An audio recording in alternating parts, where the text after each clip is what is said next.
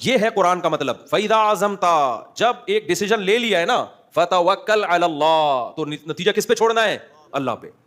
یہ توکل کی کمی ہے, اللہ پہ اعتماد ہی نہیں ہے. بھائی جب فیصلہ کر لیا تمام پہلوؤں سے, ایسی کی تیسی, دیکھا جائے گا کیا ہوگا, بھائی دیکھ لیں گے یار, اللہ ہے نا, اللہ بھی تو کچھ کرے گا, سارا خود ہی کرنا ہے, کیا خیال ہے؟ اللہ بھی تو اللہ کے لیے کر رہے ہو نا ایک کام, تو کچھ اللہ پہ چھوڑو یار. صبر کی توفیق بھی اللہ کی طرف سے ملتی ہے. دیکھو ابو سعید خدری رضی اللہ تعالیٰ عنہ چھوٹے بچے تھے, غزوہ احد جس کا بھی واقعہ چل رہا ہے, ان کے خاندان کے سارے مرد اس غزوہ میں شہید ہو گئے, باپ بھی شہید, بھائی بھی شہید, اب کمانے والا گھر میں کوئی بھی نہیں بچا, گھر میں فاقے آنا شروع ہو گئے. تو ان کی والدہ نے کہا کہ بھائی سب جا کے نبی سے پیسے مانگ رہے ہیں صدقے کے, آپ بھی جا کے مانگو, اور یہ نبی کے حکم پہ ہی ہوا ہے نا سب کچھ. تو جو بھی آتے کہ بھائی ہمارے بھائی شہید ہو گئے, ہمارے باپ شہید ہو گئے, گھر میں فاقے پڑ رہے ہیں, تو آپ صلی اللہ علیہ وسلم ان کو صدقے کے پیسے دے دیتے کہ چلو جی تم لو. لیکن جن کے بارے میں نبی سمجھتے تھے نا کہ ان میں خوب توکل ہے, ان کو نبی نے نہیں دیے. جب ابو سعید خدری چھوٹے بچے تھے, یہ نبی کے پاس آئے اور کہا کہ یا رسول اللہ, گھر میں فاقے ہیں, میرے بھائی بھی شہید. یار دیکھو, جس لیڈر کے کہنے پہ شہید ہوئے ہیں, اگر آج کسی کے کہنے پر آپ کا باپ, آپ کا بھائی شہید ہو جائے اور آپ اس کے پاس جاؤ اور پیسے مانگو, اور وہ جواب میں یہ کہے جو نبی نے کہا, من یتصبر یصبرہ اللہ, جو اللہ سے صبر مانگتا ہے اللہ اس کو صبر دیتا ہے. من یستعفف یعفہ اللہ, جو مخلوق کے سامنے ہاتھ نہیں پھیلانا چاہتا, یعنی میں بھی اللہ کی مخلوق ہوں, جو چاہتا ہے کہ میرے ہاتھ صرف اللہ کے سامنے اٹھیں, تو اللہ اس کا خیال کرتا ہے, وہ مخلوق کے سامنے اس کو ہاتھ پھیلانے نہیں دیتا. یہ نہیں کہا کہ مت مانگو, صاف منع نہیں کیا, اشارہ کر دیا کہ ابو سعید تم پہ یہ چیز سوٹ نہیں کرتی, تم تو اونچے خاندان کے ہو, تمہارے اندر توکل ہے. دیکھو کیا نبوت کی, یعنی آپ صلی اللہ علیہ وسلم کی تربیت کا انداز دیکھو نا. آپ یہ بھی تو کہہ سکتے تھے کہ اے ابو سعید مجھ سے مت مانگو, یہ بھی نہیں کہا, کیونکہ بہت بڑی آزمائش ہو جاتی پھر ابو سعید کے لیے کہ بھائی نبی نے صاف منع کر دیا ہے. اصول ضابطہ بیان کر دیا, اس کے بعد مطلب اب اگر مانگنا چاہتے ہو تو میں تمہیں دے دوں گا. اصول ضابطے میں اشارہ کر دیا کہ مجھے تمہارا مانگنا پسند نہیں آیا. مانگ بھی کس سے رہے؟ نبی سے بھائی, لیکن ہے تو مخلوق نا, تو نبی سے مانگنے کو بھی نبی پسند نہیں کر رہے, بھائی کس سے مانگو. اور ابو سعید خدری کا ایمان کا لیول دیکھو آپ. میں کہتا ہوں آج میرا کوئی لیڈر ہو جس کے لیے میں اپنا سب کچھ کٹا دوں, اور میں دیکھ رہا ہوں کہ وہ سب کو پیسے بھی دے رہا ہے, اور مجھے ٹکا, یعنی یوں ہمارے لحاظ سے وہ ٹکا سا جواب, ہم کم ظرف لوگ ہیں نا, ہمارے لحاظ سے وہ ہمیں جواب دے دے اور کہے کہ صبر کرو اللہ کھلائے گا, صبر کرو اللہ پلائے گا, تو میرے کیا جذبات ہوں گے؟ میں کہوں گا جاؤ بھائی, آج سے آپ کی جماعت کو ہم نے چھوڑ دیا, سب کو دے رہے ہو, قربانی ہمارے گھر والوں نے سب سے زیادہ دی ہے, فاقے پڑ رہے ہیں, میری ایک ماں وہ بیوہ ہو گئی, اور ہم یتیم ہو گئے, باپ بھی شہید, بھائی بھی شہید, کوئی بچا نہیں ہے, اور ہمیں مشورے اللہ سے مانگو, اللہ سے ہوتا ہے, اور ان کو بھی دے دیا, ان کو بھی دے دیا. لیکن ابو سعید خدری کا حوصلہ دیکھو یار, قربانیاں دے کے یہ حوصلہ, اور ایسے خدا کی قسم یہ نبوت کے نبی صلی اللہ علیہ وسلم کے نبی ہونے کی بہت بڑی دلیل ہے.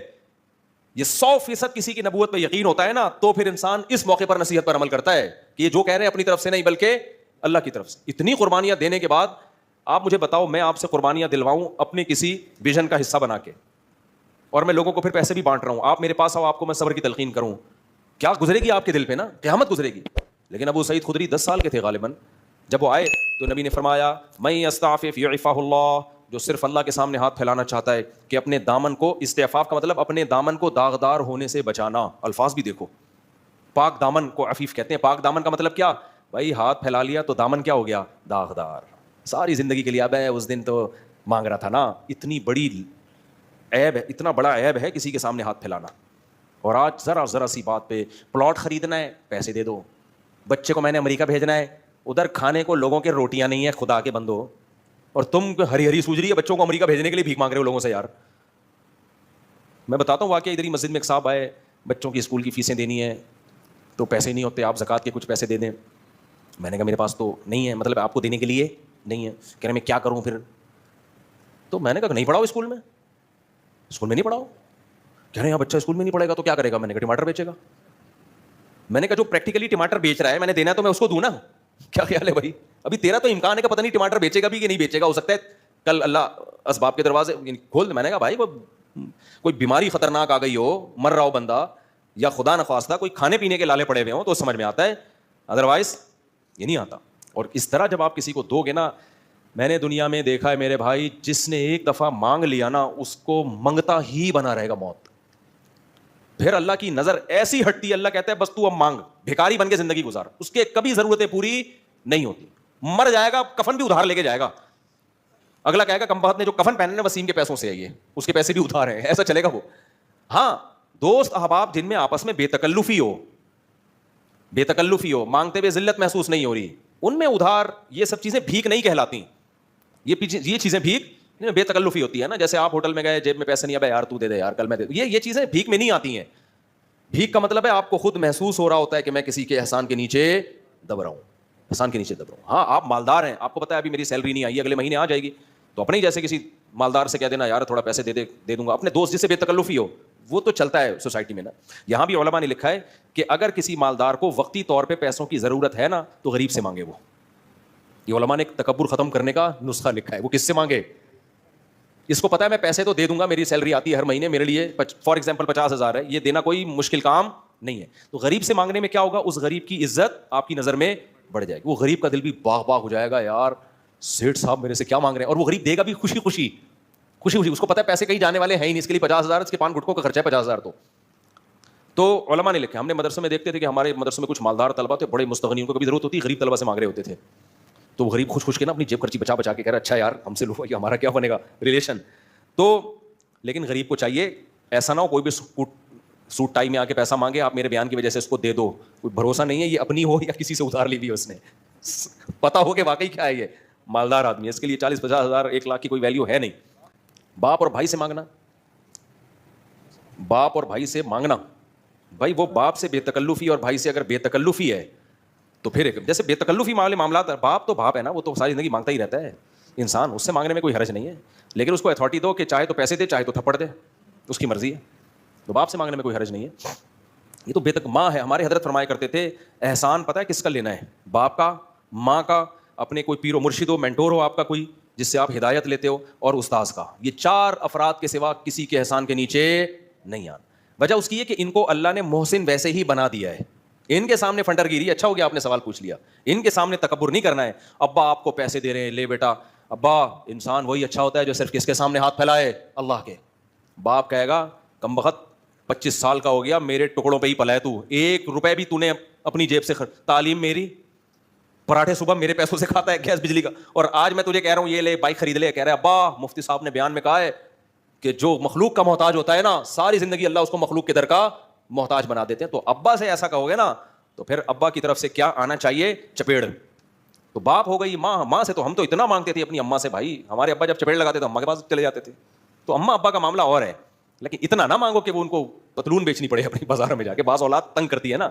تو اچھا سوال پوچھ لیا آپ نے. تو جن سے جو بڑے رشتے ہوتے ہیں نا, باپ ماں, یہ تو ویسے ہی محسن ہیں, ان سے اگر آپ پان گٹکے کے پیسے نہیں لوگے تو کوئی ان پر احسان نہیں ہوگا, انہوں نے اس سے زیادہ بہت زیادہ آپ پہ خرچ کر دیا ہوتا ہے, تو وہ الگ معاملہ ہے. ہاں بڑا بھائی بھی اس میں داخل ہے. اب بڑے بھائی سے ریلیشن کس نوعیت کا ہے, یہ ہر جگہ ایسا بے تکلفی نہیں ہوتی نا. بڑے بھائی سے اگر ریلیشن اچھا ہے, بعض بڑے بھائی تو خوش ہوتے ہیں چھوٹا مانگے, وہ تو خوش ہوتے ہیں کہ یار ہمیں باپ سمجھ رہا ہے, ہمیں جو ہے نا ویلیو دے رہا ہے. تو یہ اچھا سوال پوچھ لیا آپ نے. تو بڑے اپنے وہ ایک الگ بات ہے, سمجھتے ہو کہ نہیں سمجھتے, باقی کسی کا احسان نہیں لینا.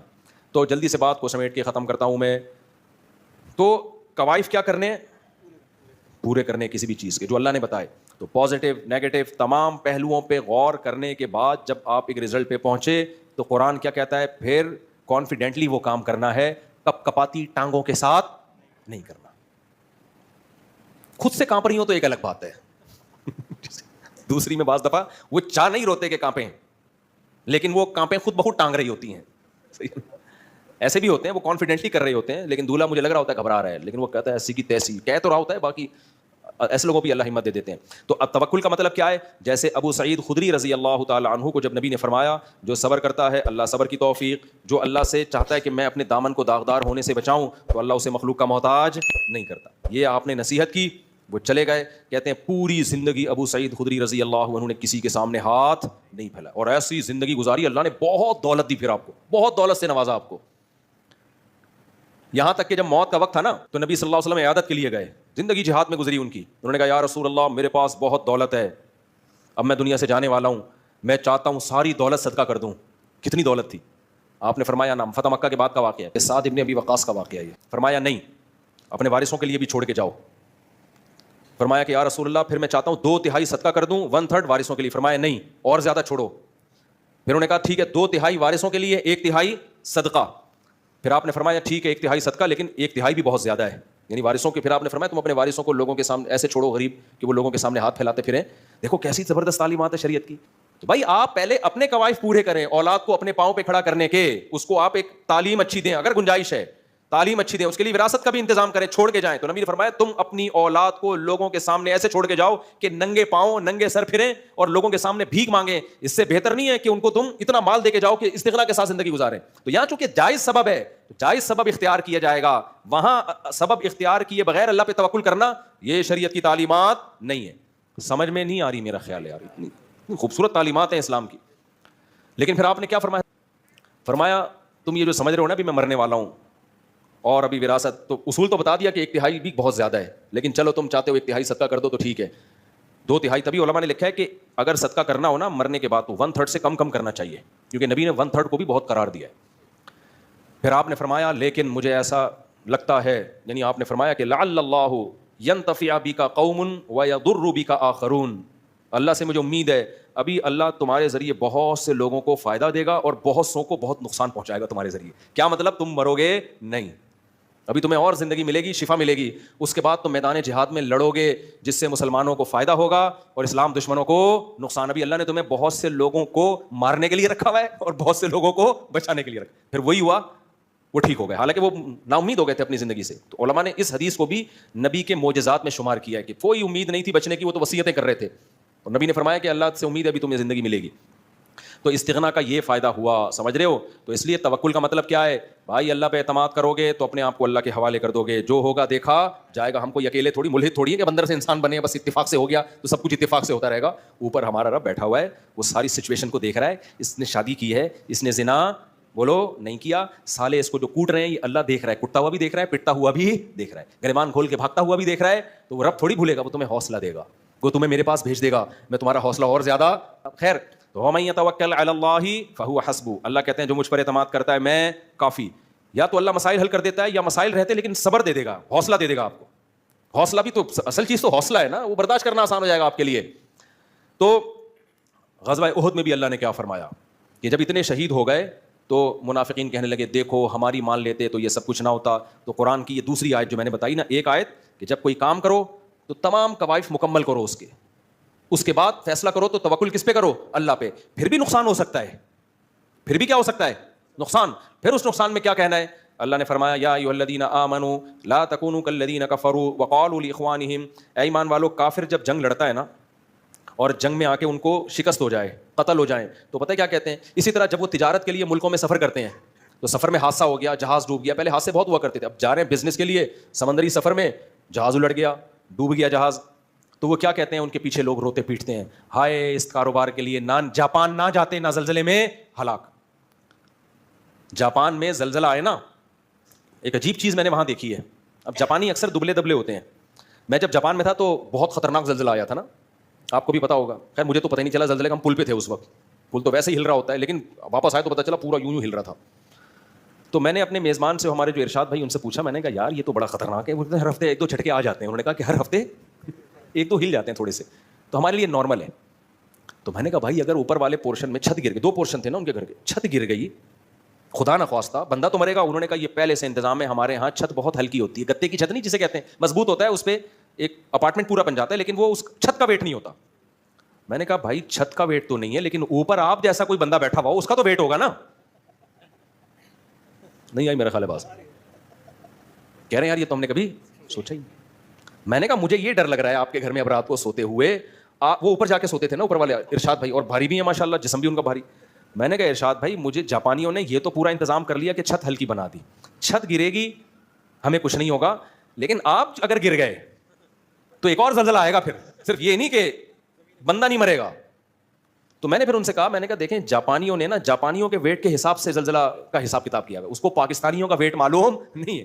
تو آپ جاپان کے سائنسدانوں کو جا کے بتائیں, یا یہاں کے ماہرین زلزلیات کو جا کے بتائیں کہ بھائی اب تھوڑا سا کوئی اور ٹیکنالوجی لے کر آؤ, یا تو اوپر والے اپارٹمنٹ بنانا چھوڑ دو, کیونکہ اوپر بندہ گرے گا تو اس کی ایسی کی, بندے کو کچھ نہیں ہوگا, وہ جس پہ گرے گا نا اس کی ایسی کی تیسی.